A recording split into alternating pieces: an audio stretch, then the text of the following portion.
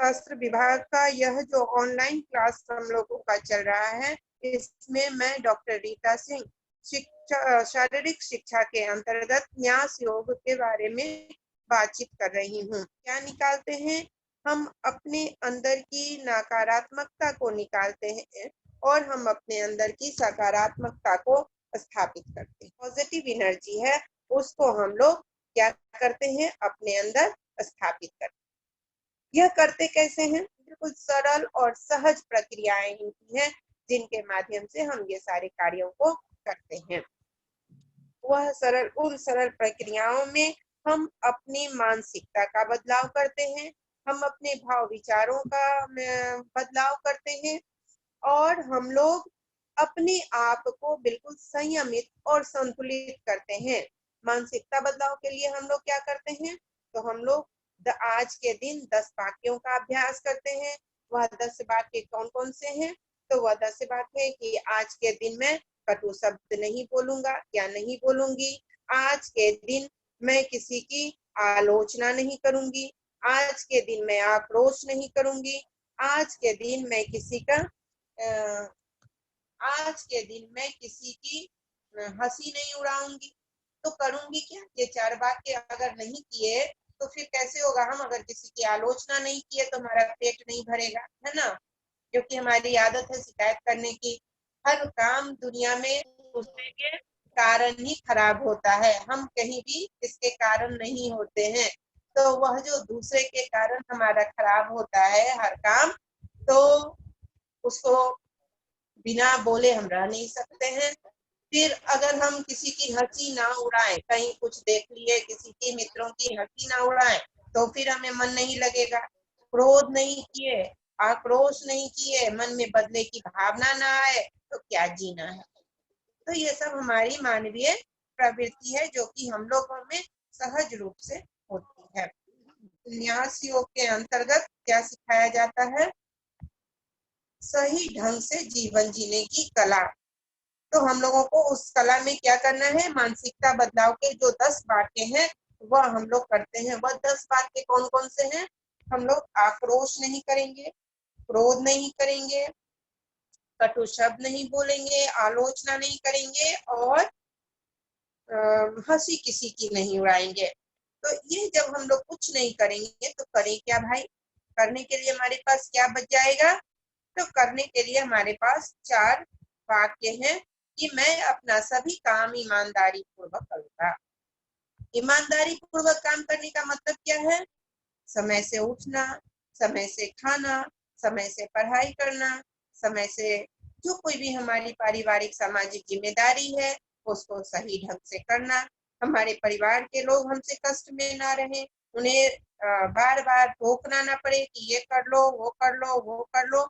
जब हम ये करेंगे, ईमानदारी से जब हम काम करना सीख जाएंगे, तो एक शिक्षक के रूप में हम अपनी जिम्मेदारी को निभा पाएंगे। यह शिक्षा शास्त्र का क्लास है और शिक्षा शास्त्र में हम लोग सभी लोग शिक्षक बन रहे हैं। जो पढ़ाने वाला है वो और रिफाइंड हो रहा है और ज्यादा उसकी ऊर्जा वह व्यापक बन रही है, और जो पढ़ रहे हैं वह तैयार हो रहे हैं शिक्षक बनने के लिए, क्लास लेने के लिए, विद्यालय शिक्षा के लिए, और आगे चलकर महाविद्यालय की शिक्षा के लिए भी जब एमएड कर लेंगे तो वह तैयार होंगे। तो यह शिक्षा की जो तैयारी है, तो हम जिम्मेदार जब तक नहीं बनेंगे, जब तक हमें पता नहीं होगा कि हर काम की ईमानदारी क्या है, तब तक हम सही शिक्षक नहीं बन सकते हैं। तो इसके लिए हमें सचेत रहना पड़ेगा कि मैं अपने हर काम के प्रति ईमानदार हूँ। उसके बाद सभी का आभार व्यक्त करना, धन्यवाद ज्ञापन करना। हर एक व्यक्ति, हर एक वस्तु, हर एक परिस्थिति का धन्यवाद ज्ञापन करना है।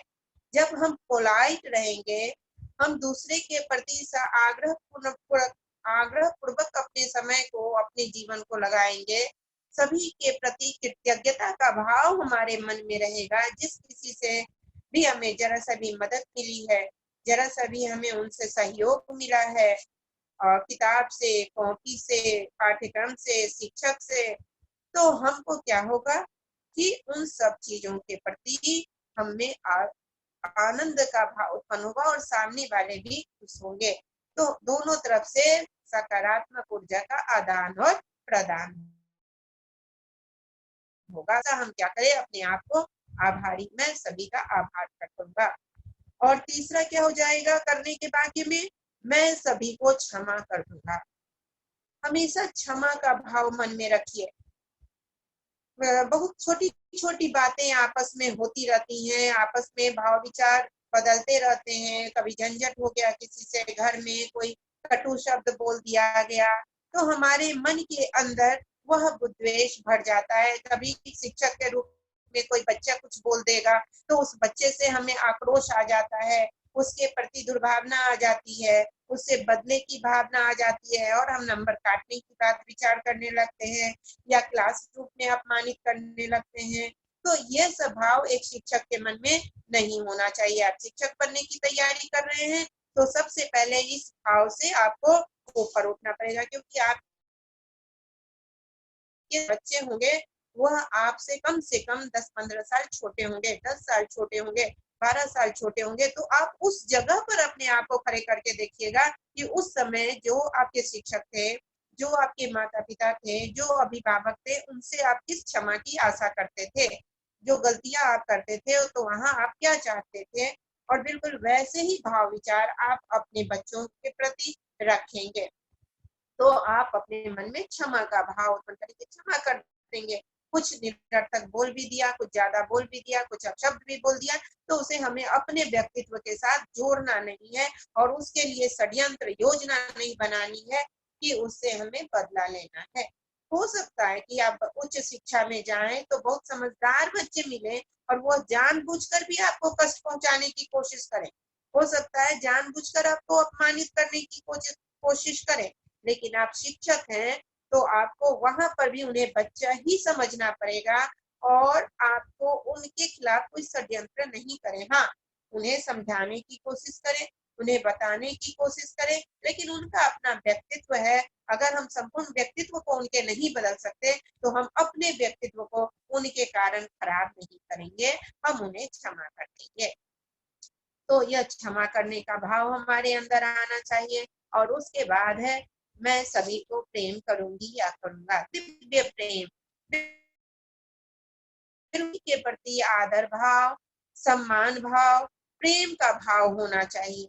किसी के प्रति जैसे ही आप क्रोध नहीं करेंगे, आक्रोश नहीं करेंगे, शिकायत नहीं करेंगे, आप किसी की हंसी नहीं उड़ाएंगे, सभी का आभार व्यक्त करेंगे, सभी को क्षमा कर देंगे, तो अपने आप सभी के लिए आपके मन में प्रेम का भाव जागृत हो जाएगा। अपने आप सभी के लिए प्रेममय हो जाएंगे। अपने आप आपको सभी के प्रति सम्मान हो जाएगा। जब आपकी अपनी आकांक्षाएं नहीं रहेंगी, मेरा सम्मान करे, मेरे अनुकूल चले, जब यह भावनाएं नहीं रहेंगी तो अपने आप आपके अंदर प्रेम का भाव आ जाएगा। अपने आप सभी से प्रेम करने लगेंगे। और वाक्य होगा कि आप अपनी आय का कुछ अंश दान करेंगे। शिक्षा की आय आप शिक्षकों से, अपने सहपाठियों से, अपने माता पिता से जो प्रेमपूर्ण व्यवहार पाते हैं और जो ज्ञान प्राप्त करते हैं, वह आपकी आय है और उसका आप दान करें। आप उसे सभी लोगों को सहयोग पूर्वक बताएं, समझाएं। और शिक्षक बनने की यह तैयारी है कि हम देना सीखें। शिक्षक का काम क्या है? देना, अपने ज्ञान को देना, अपने सुंदर व्यवहार को देना, अपने नैतिक चरित्र को देना। तो आप उन सब चीजों का अर्जन करें और फिर दान करने की प्रक्रिया प्रारंभ करें। अपने नैतिकता से, अपने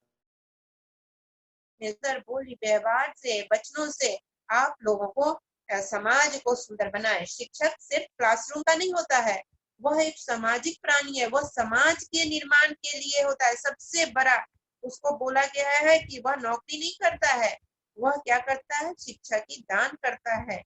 वह समाज सेवक कहलाता है शिक्षक, यानी समाज के निर्माण में उसकी भूमिका होती है।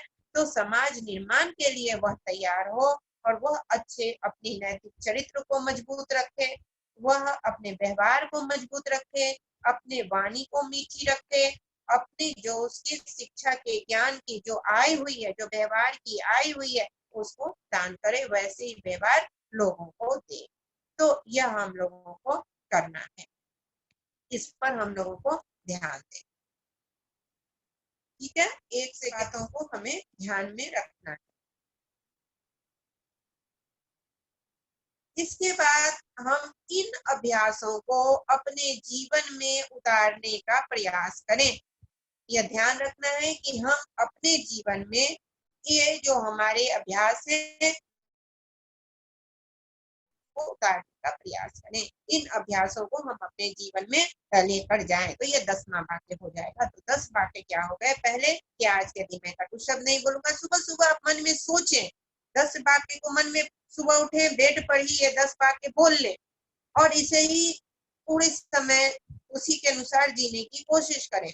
आज के दिन में कटु शब्द नहीं बोलूंगी, आज के दिन में आक्रोश नहीं करूंगी या नहीं करूंगा, आज के दिन में किसी की हंसी नहीं उड़ाऊंगा, आज के दिन में किसी पर आलोचना नहीं करूंगा, आज के दिन में सभी काम ईमानदारी पूर्वक करूंगा, आज के दिन में सभी का आभार व्यक्त करूंगा, आज के दिन में सभी को क्षमा करूंगा, आज के दिन में सभी को प्रेम करूंगा या करूंगी, और आज के दिन में अपनी आय का कुछ अंशदान करूंगी या करूंगा, और आज के दिन में इन सारे प्रतिज्ञाओं को करने का प्रयास करूंगा। तो ये आपके मानसिकता बदलाव के 10 वाक्य हैं। जब यह आप करना शुरू करेंगे तो आप देखेंगे कि आपकी पूरी व्यक्तित्व का विकास एक अलग तरीके से हो गया। आप संपूर्ण शिक्षक बन जाएंगे। एक ज्ञान प्रदान करने वाले आप महत्वपूर्ण विषय वस्तु से जुड़ जाएंगे। 2 सेकंड में मैं आ रही हूँ, उसके बाद मैं शुरू करती हूँ। आप हाँ, तो हम लोगों का यह 10 वाक्य जो है ये करेंगे और इसके बाद हम लोग क्या करेंगे कि 10 वाक्यों के बाद हम आज जो हमारा क्लास मूलतः है यह 10 वाक्य ध्यान के हुए जो कि हम लोग विचार करेंगे, इस पर ध्यान करेंगे और उसके बाद न्यास ध्यान की प्रक्रिया जो कि आज का हम लोग का मूल विषय वस्तु है कि न्यास ध्यान करेंगे। तो न्यास ध्यान क्या है? न्यास ध्यान प्रक्रिया जो है वह उसका मूल्य लक्ष्य जो है आपके अंतर के शोधन, आपके अंतर जो अंतर ज्ञान है, जो आपकी अंतर की ऊर्जा है, अंत ऊर्जा है, उसका शोधन। मानव के जो सारे अनुभव जानकारी सभी कहाँ होती है? अवचेतन मन में। मनोविज्ञान में आप लोगों ने पढ़ा होगा कि आपके अवचेतन मन में सारी जानकारी संग्रहित रहती है। 3 जो मन होते हैं, उस चेतना का जो एक हिस्सा होता है अवचेतन मन, अचेतन मन, वहीं पर हमारे सारे जो विचार है वह जाकर जमा होते हैं। अगर हमारे वहां पर सारी नकारात्मक बातें, असफलता की बातें, मैं कुछ नहीं कर सकता ऐसे भाव विचार, क्रोध के विचार, कुंठा के विचार, अफसोस के विचार, हंसी, आलोचना, शिकायत, इन सब तरह के विचार वहां जाकर जमा होंगे तो क्या होगा? वही हमारे अंदर काम करेगा, वही प्रतिक्रिया के रूप में हमसे बाहर निकलेगा और फिर वही प्रतिक्रिया जो है ऊर्जा बनकर हमारे सारे कार्य को संचालित करेगा। तो हमें क्या ध्यान रखना है? हमें ध्यान रखना है कि हमारे अंदर वैसी भाव विचार ना, तो इसके लिए हमें न्यास ध्यान की जरूरत पड़ती है। तनाव की समाप्ति के लिए हम न्यास ध्यान करते हैं। तो यह तनाव की समाप्ति का जो न्यास ध्यान है वह क्या है, कैसे हम करें? तो बहुत छोटी सी प्रक्रिया जो मैं बार बार आप लोगों को क्लास में कई बार करवा चुकी हूँ, फिर से मैं यहाँ एक बार आपको बहुत छोटी प्रक्रिया बता देती हूँ कि हम लोग क्या करेंगे। बिल्कुल सीधी बैठकर और 2 मिनट के लिए हम चिंतन मनन करेंगे। तो क्या करेंगे कि सीधे बैठ जाएंगे, रीढ़ की हड्डी बिल्कुल सीधी रहेगी, आंखें कोमलता से बंद रहेंगी। 3 बार हम श्वास लेंगे, नाक से श्वास लेंगे और मुंह से छोड़ देंगे। 3 बार ओंकार का उच्चारण कर कर संपूर्ण शरीर के शोधन का भाव विचार कर लेंगे कि पैर के अंगूठे से सर के भाग तक हमारा पूरी तरह से शोधन हो गया है। एक एक अंग पर ओंकार की ऊर्जा पहुंच गई है। हम पूरी तरह स्वस्थ हैं। हमारे मस्तिष्क पर ध्यान करेंगे और देखेंगे कि मस्तिष्क से सारी ऊर्जाएं, निगेटिव ऊर्जाएं, नकारात्मक ऊर्जाएं निकल गई हैं और ओमकार का श्वेत प्रकाश वहां पर स्थापित हो गया है। क्रोध, आक्रोश, शोक, घृणा, जो कोई भी भाव है, नकारात्मक भाव, वह सब बिल्कुल साफ हो गया है और मैं बिल्कुल शांत हूँ, मैं बिल्कुल स्थिर हूँ। मेरी सारी जो कष्ट है, समस्याएं हैं, वह सभी समाप्त हो गई हैं। ऐसा ध्यान कर कर फिर आंखें बंद करेंगे और आज्ञा चक्र, जो हमारा ये दोनों भुवों के बीच का स्थान है, वहां ध्यान करेंगे। और जो कोई भी हमारी इच्छा है, मैं पढ़ाई में उत्तम हो गया हूँ, मेरा परीक्षा अच्छे ढंग से संपन्न हो गया है, मेरा पारिवारिक स्थिति अच्छी हो गई है, सभी, अगर किसी के बच्चे हैं तो मेरे बच्चे अच्छी शिक्षा में हैं, उनका स्वास्थ्य अच्छा है, माता पिता स्वस्थ हैं, जो कोई भी मन में इच्छा हो, उन समाजों अनुकूल इच्छा, समाज को आगे बढ़ाने वाली इच्छा, जो समाज के लिए सकारात्मक है। जैसे अभी कोरोना की बीमारी है तो विश्व से कोरोना की समस्याएं खत्म हो गई हैं, सभी व्यक्ति स्वस्थ हो गए हैं। तो इस तरह के भाव विचार सोच लेंगे और सोच लेने के बाद उस पे प्रेम की स्थापना करेंगे। जो न्यास का मूल संकल्प है, उस मूल संकल्प को कि दिव्य प्रेम प्रकट हो, रोग शोक नष्ट हो, दिव्य प्रेम प्रकट हो, यानी कि सब जगह प्रेम की स्थापना हो और मन से रोग और शोक, यानी जो शारीरिक रोग है और जो मानसिक रोग है, जो है, जो किसी तरह का कष्ट है, वह समाप्त हो गया है। तो यह रोग शोक नष्ट होकर लेने के बाद फिर 3 बार सबको धन्यवाद ज्ञापन कर लेंगे। मैं अपने माता पिता को धन्यवाद देता हूँ, मैं ईश्वरीय सत्ता को धन्यवाद देता हूँ, मैं गुरु सत्ता को धन्यवाद देता हूँ, मैं न्यास गुरु को धन्यवाद देता हूँ, मैं अपने कुल देवी देवताओं को धन्यवाद देता हूँ, मैं अपने पूर्वजों को धन्यवाद देता हूँ, मैं अपने सभी इष्ट मित्र बंधु बांधवों को धन्यवाद देता हूँ। तो सभी को धन्यवाद करने के बाद आप दोनों हाथ जोड़ लेंगे और दोनों हाथ जोड़ लेने के बाद शांति पाठ कर लेंगे। आप लोगों को शांति पाठ आता है तो अपने विस्तार वाले शांति पाठ कर लेंगे या फिर 1 बार ओंकार और 3 बार शांति का पाठ कर कर प्रक्रिया समाप्त कर देंगे। तो इस तरीके से एक आप छोटी प्रक्रिया प्रतिदिन करेंगे तो आपके जीवन के जो भी तनाव है, जो कुछ भी अपशब्द, जो कुछ भी समस्याएं जीवन में आती हैं, वो धीरे धीरे धीरे धीरे कर आगे निकलती है। इससे आगे भी विस्तार के भी हमारे ध्यान है, मगर ये छोटे ध्यान जो हमारे न्यास के हैं, उससे हमारे शरीर का, मन का, भाव का, विचार का शोधन होगा। तो हम ये कर लेंगे। ठीक है, तो हम लोग क्वेश्चन आंसर आवर में आते हैं और प्रश्नोत्तर के लिए आप लोग करते हैं। आप लोगों के पास जो कोई भी प्रश्न है तो आप जिनको भी प्रश्न करना है अपना स्पीकर ऑडियो अनम्यूट करेंगे, प्रश्न करेंगे और फिर म्यूट कर लेंगे, फिर मैं आपको जवाब दूंगी। तो आप लोग शुरू करें, एक एक करके ध्यान रखेंगे आप लोग कि किसका हो रहा है, देख लेंगे। एक ही आदमी बोले, फिर वो म्यूट करें, फिर दूसरे प्रश्न करें। जी, किसी को कोई प्रश्न है तो करें। आनंद, आपको कोई प्रश्न है? जी मैम, राजयोग से क्या तात्पर्य है? राजयोग से क्या तात्पर्य है? योग के कई प्रकार हैं। ठीक है, तो योग जैसे भक्ति योग हो गया, उसी तरीके से आपको क्रिया योग हो गया, उसी तरीके से राजयोग में भी है। और राजयोग में हम ध्यान की उच्चतम अवस्था पर पहुंचते हैं और तब वहां पर जाकर हमारे सारे लक्ष्य स्पष्ट हो जाते हैं। सारे अगर अध्यात्म की भाषा और शास्त्रीय भाषा में हम लोग बात करें तो आत्मा से परमात्मा की जो मिलन की परिचर्चा होती है, वह राजयोग के माध्यम से प्राप्त होता है। सांसारिक रूप में हम लोग बात करें तो हम साधना की उस अवस्था पर, ध्यान की उस अवस्था पर पहुंच जाते हैं जहां पर मान, अपमान, सम्मान, ये सब छोटी छोटी बातें किनारे हो जाती हैं। हम दृष्टा भाव में पहुंच जाते हैं और तब हम अपने लक्ष्य पर केंद्रित होते हैं, समाज के अनुकूल कार्य करने पर हम केंद्रित होते हैं और उसकी प्राप्ति हमें होती है। तो यह एक प्रक्रिया है। उस प्रक्रिया को हम लोग बाद में क्लासरूम में चर्चा भी हुई है, फिर हम लोग अगले क्लास में उस पर चर्चा भी कर सकते हैं। जी आनंद। और आपके पास एक पुस्तक जो शारीरिक शिक्षा की है और न्यास की वाली पुस्तक आप लोगों के पास होगी, योग शिक्षा। जी मैम, सब अभी तो मैं वहीं पे कहा था छूट गए। खरीद लेने के लिए का। ठीक है, छूट हॉस्टल में गया ही तो छूट फिर रहेगा हॉस्टल ही। में ही तो छूट गए। इसमें आप लोग कोई बात नहीं, तो होगा इसी में। देखिए योग के प्रकार की बात पहले ही चैप्टर में है। यहाँ देखिए राजयोग की चर्चा है ना, कि राज का अर्थ होता है सम्राट, अतः राजयोग एक राजसी योग है जो सर्वोत्तम योग है।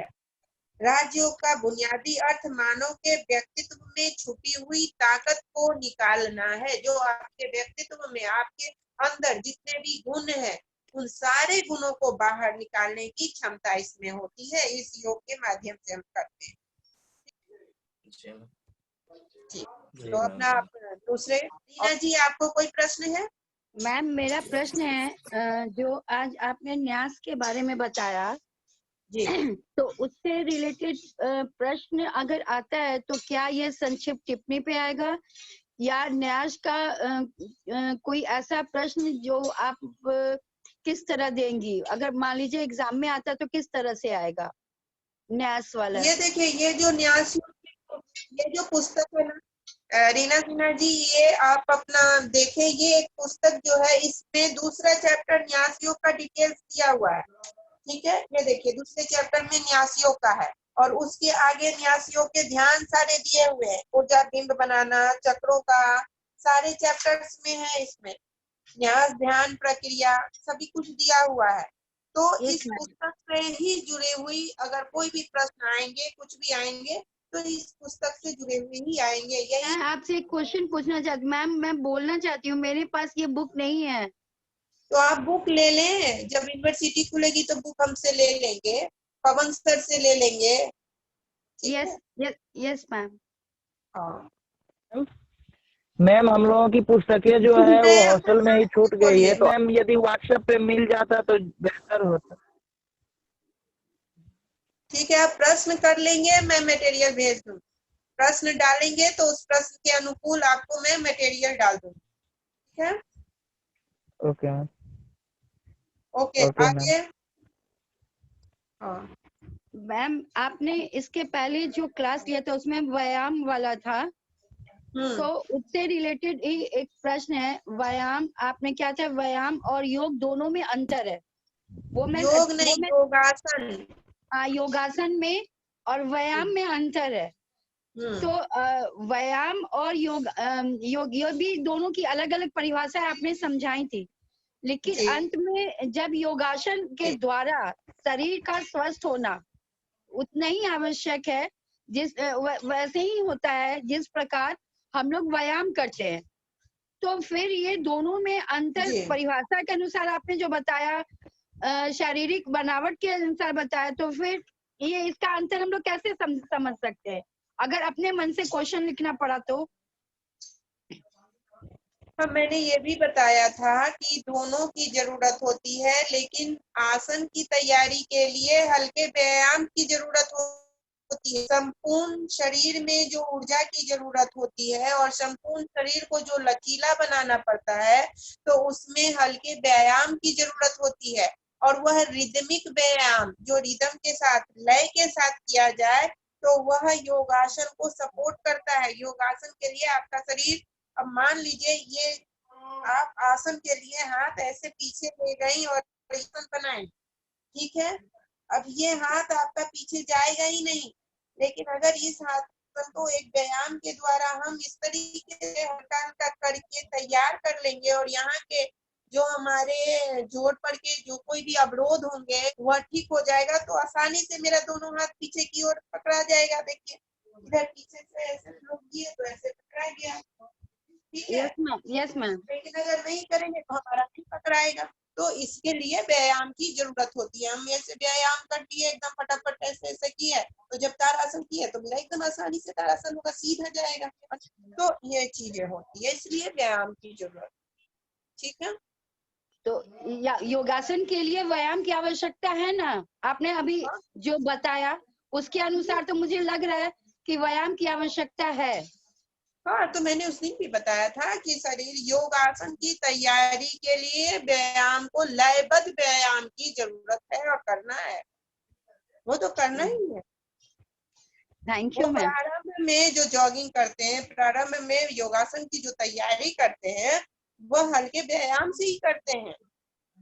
अच्छा, और उसकी उसको सूक्ष्म व्यायाम भी करते हैं, जो हाथ को ये करना, हाथों के पैरों के, ये जो है ये सब सूक्ष्म व्यायाम में ही आता है।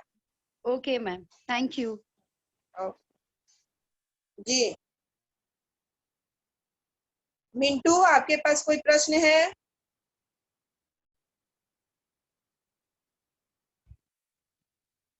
कुंदन जी? नहीं मैम। नहीं है, वेरी जी गुड। मैम, कुंदन जी? जी मैम, एक बात समझना चाहते थे आपसे। हाँ जी। जो रिदम न्यास या रिदम व्यापता है, हाँ, समझ नहीं पाए, इसकी चर्चा थोड़ा कर दीजिए फिर से। रिदम न्यास हमने नहीं बोला, हमने कहा जो व्यायाम, जो एक्सरसाइज करेंगे, फिजिकल एक्सरसाइज जो हम लोग जी करेंगे, योगासन, प्राणायाम, इन सब जी से पहले जो हम लोग करेंगे तो वो रिदमिक होनी चाहिए, यानी मंत्रात्मक भी आप कर सकते हैं, और नहीं तो एक लय में ओमकार की ध्वनि को, या फिर गिनती के साथ 1 2 1 2, इस तरीके से रिदमिक होना चाहिए, बिना लय के और नहीं करना चाहिए। नहीं तो फिर क्या होगा कि आपके शरीर का जो लचीलापन सही रूप में आना चाहिए वह नहीं आएगा, जो लक्ष्य है वह लक्ष्य पूरा नहीं हो। जी, हम्म थैंक यू मैम। हम्म एक बात करनी थी मैम आपसे। करिए। क्षेत्र ज्यादा पड़ता है, इधर नेटवर्क का ज्यादा प्रॉब्लम होता है, और मौसम प्रतिदिन पता नहीं खराब ही होते जा रहा है। नेटवर्क के कारण आपसे समय से नहीं संपर्क कर पाते हैं, और करते भी हैं तो फिर पूरा क्लास हम ढंग से नहीं कर पाते हैं। किसी भी सर में, अभी आरन सर का कर रहे थे, डायरेक्टर सर का, उसमें भी यही असावधानी हो रही थी। सुनिए कुंदन जी, बात यह नहीं है लेट से जुड़े या सवेर से जी जुड़े, आप जुड़ने के बाद ऑडियो ऑन नहीं करें, चुपचाप क्लासरूम में आकर, जैसे हम लोग के क्लासरूम में कहते थे ना कि कोई आए तो पीछे से आके चुपचाप बैठ जाइए और क्लास को सुनिए। क्या होता है, टीचर बीच में बोल जी रहे जी हैं, उनका क्लास चालू है, उनका एक फ्लो में चल रहा है, और आप बीच में वहां से, हाँ मैम आवाज आ रही है, आवाज आ रही है, मैम मैं कुंदन बोल रहा हूँ, मैं कुंदन बोल रहा हूँ, मैम। अब बताइए मैम उस समय क्या करें? आप क्लासरूम में आ रहे हैं ना, तो आइए और चुपचाप ऑडियो बंद कर लीजिए और सुनिए। नहीं समझ में आएगा तो उनको बोलने दीजिए, थोड़ी देर बाद समझिए। जी मैम, ये सुधरने वालों में से नहीं है, ये नहीं सुधर सकता।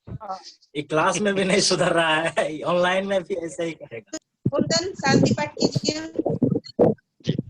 हरि ओम देवो शांतिरंतरिक्षं शांतिः पृथिवी शांतिरापः शांतिरोगधयः शांतिः शांतिर्विश्वेदेवाः शांति ब्रह्म शांतिः सर्वगुण शांतिः शांतिरेव शांतिः सामा शांतिरेधि हरिः ओम।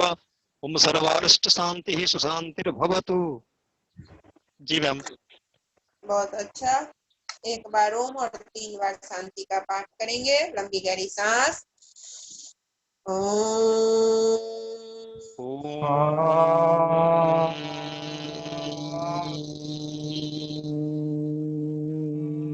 शांति शांति शांति शांति। प्रणाम मैडम। प्रणाम। प्रणाम मैम। हाँ प्रणाम प्रणाम।